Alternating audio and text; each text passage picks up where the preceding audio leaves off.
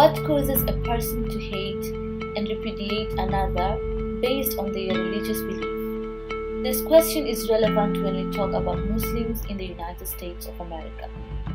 Many negative connotations are linked to Muslims as a result of the terrorist attacks promoted by extremist organizations such as the Islamic State of Iraq and Syria, which is ISIS.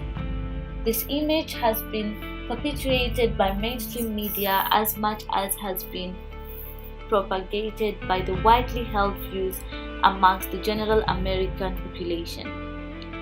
The stereotyping and generalization of an entire people and a religion that preaches peace based off the selfish and evil acts of a few radical elements who could as well be masquerading as Muslims has resulted into Islamophobia not just in the United States of America but the world at large. Islamophobia is the fear of dislike or prejudice against Muslims on the basis of unformed stereotypes and generalizations. In the United States of America, Islamophobia has been propagated by the country's previous fatal encounters with terrorism and extremism, such as the popular September 11 attacks on the Twin Towers in New York City. I think that a lot of people were afraid after the terrorist attacks after 9/11. For this and many other instances, the American society has seemingly grown a repulsive attitude towards their Muslim colleagues, such that today life as a Muslim in the United States of America is no longer an alluring prospect. It is a fact that not all Muslims support acts of terrorism or extremism. If anything, the Islamic faith aspires for a world of peace and harmonious coexistence amongst all peoples, as George Bush clarified in the aftermath of the September 11 attacks. He said, "Its teachings are good and peaceful, and those who commit evil in the name of Allah blaspheme the name of Allah. The terrorists are traitors to their own faith, trying in effect to hijack Islam itself." Islam does not preach nor advocate hatred and fear nor evil, but love and understanding, and those who go against it go against the religion itself. Therefore, by passing out prejudice to an entire religion based entirely on the acts of a few self-seeking Muslims who commit acts of terror independent of the teachings of the Quran is extremely unfair to the millions of Muslims who have throughout their lives remained devoted to their faith, shown acts of love, of charity, of compassion, all acts that contribute tremendously to the strengthening of our humanity. During the Filipino-American History Month, New York Times published an article in which the author claimed that brown Asians do not matter. This was yet another direct attack on the Muslim fraternity, especially noting that over 60% of the world's Muslim population inhabits Asia. Such hurtful political rhetoric has portrayed Asians in America as voiceless, worthless, and unappreciated people in the United States.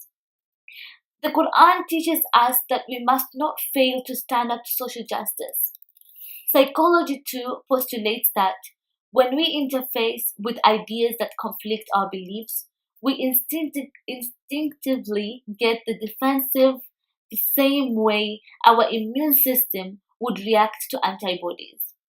We therefore can't afford to watch indifferently as our Muslim brothers and sisters continue to suffer social injustices that they certainly do not deserve. In light of the past countless incidents of this discrimination, we do not need any more awakening to rise to the task of addressing Islamophobia. It is this open prejudice against Muslims that is partially to blame for the rise and resilience of extremisms across the world.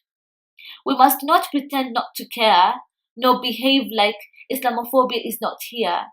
We cannot silence the dissenting voices that dare to expose this evil in our society. Segregating our Muslim brothers and sisters simply gives the more radical of them the impetus to join extremism efforts in trying to seek vengeance. Abu Omar Khorasani, a top ISIS commander in Afghanistan, said, Trump is a complete maniac. His utter hate towards Muslims will make our job much easier because we can recruit thousands. The ban on Muslims is called by Trump might sound outrageous, but it could appeal to the 55% of Americans who voice an unfavorable opinion of Islam.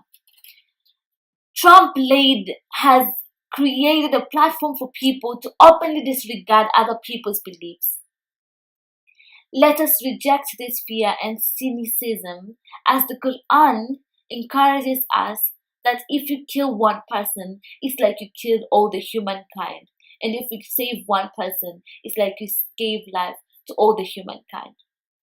ISIS is not a narrative of the Islamic religion. ISIS is not Islam. ISIS has an ideology that is not Islam. When Prophet Muhammad, peace be upon him, went to Medina after the persecution in Mecca, the first things he told the people of Medina was, spread peace, feed the hungry, maintain ties with your family, and pray at night when everyone is sleeping. He did not say feed the hungry Muslims or spread peace to Muslims only. Instead, it was the human beings first, which is humanity. Also, the first three things were your relationship with other people, then your relationship with God.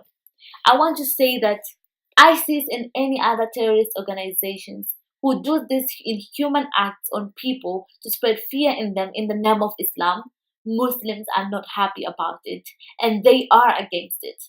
Moreover, the religious leaders always talk about terrorism, their anger on it, and that they do not support it at all in public, but no media ever showed that to people. However, we as humans should try to find out the truth ourselves and not believe whatever we hear from the media.